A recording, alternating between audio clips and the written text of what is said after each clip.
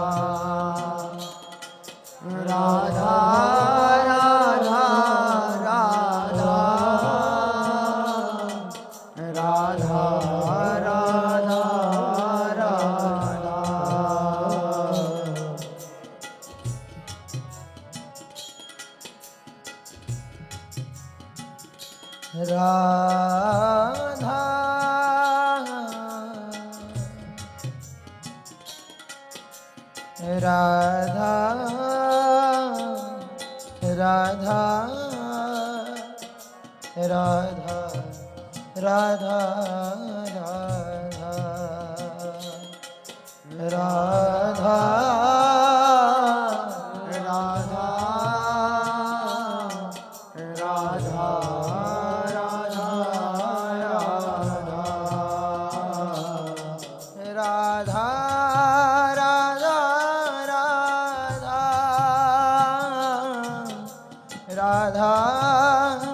राधा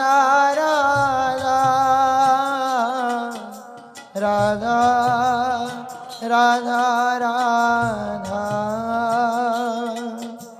राधा राधा राधा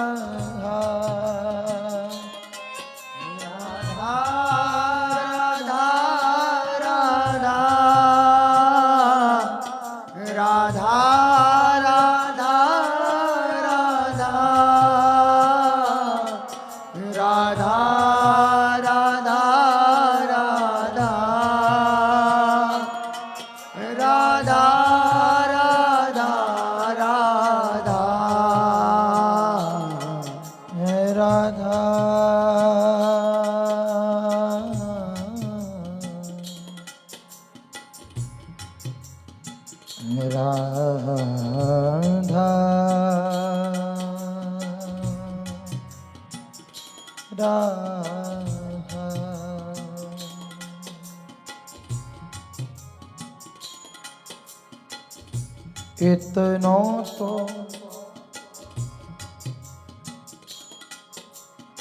कबहू हसीने हो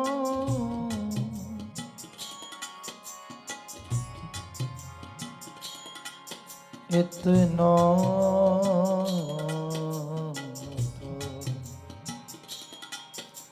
कबहू हसीने हो सुनहु कृपालु किशोरी राधे